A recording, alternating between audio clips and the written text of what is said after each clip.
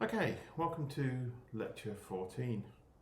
What we're going to do, first of all, we're going to split this, is we're going to look at our first distribution, the uniform distribution. So, we've got a random variable y. It has a continuous uniform distribution on the interval a, comma, b. And we assume that a is less than b.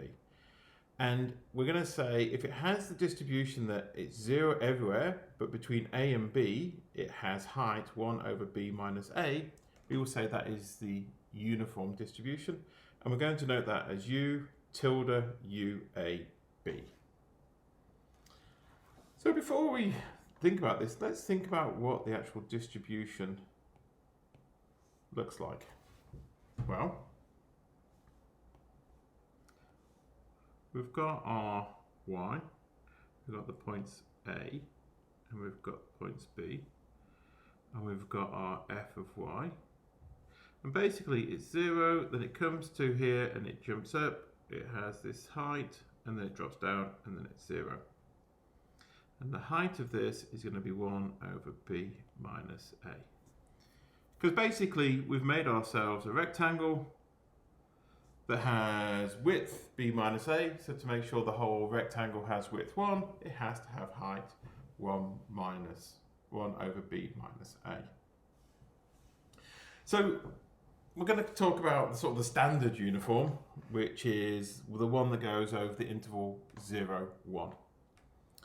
So we've got our y is uniform 0, 1, and we're going to work out the probability y is between 0 and a, alpha, the expected value of y, and the variance of y. So let's do that.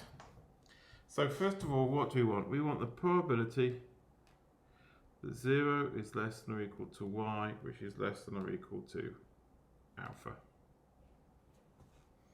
So we're going to integrate 0 to a. Well, our a is 0, our b is 1, so b minus a is 1, so our f of y is 1 dy.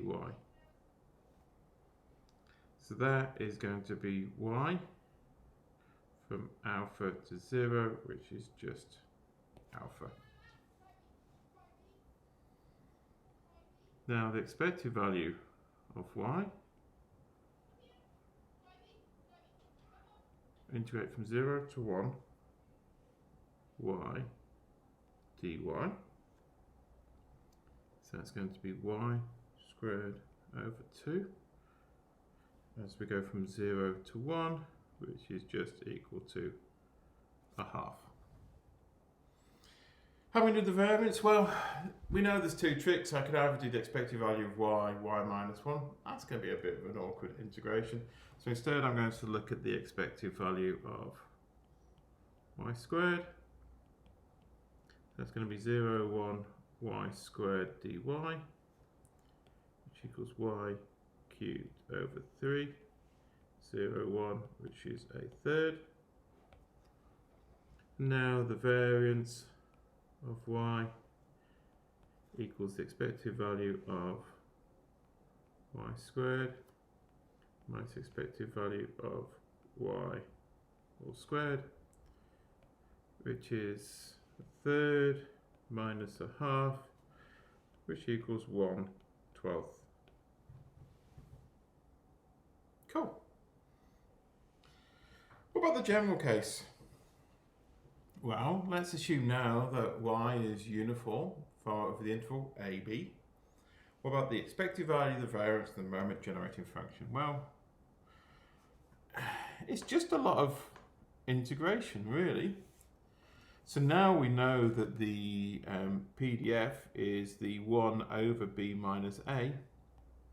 So if we want the expected value of y, we're going to integrate our y over b minus a. So this gets our y squared 2 over b minus a, b minus a.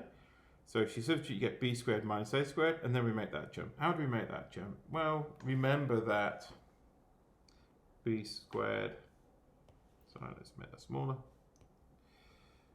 B squared minus a squared equals b minus a times by b plus a. So the b minus a collapses, and then B plus A is the same as A plus B, so we get that.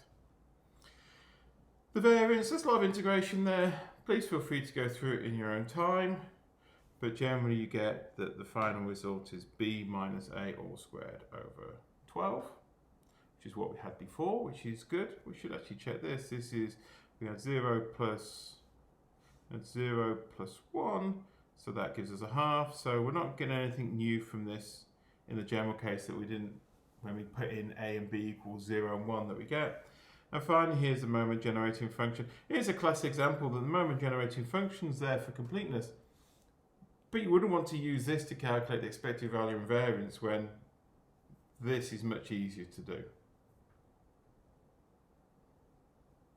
Cool. How do you do that in R? Well, there's this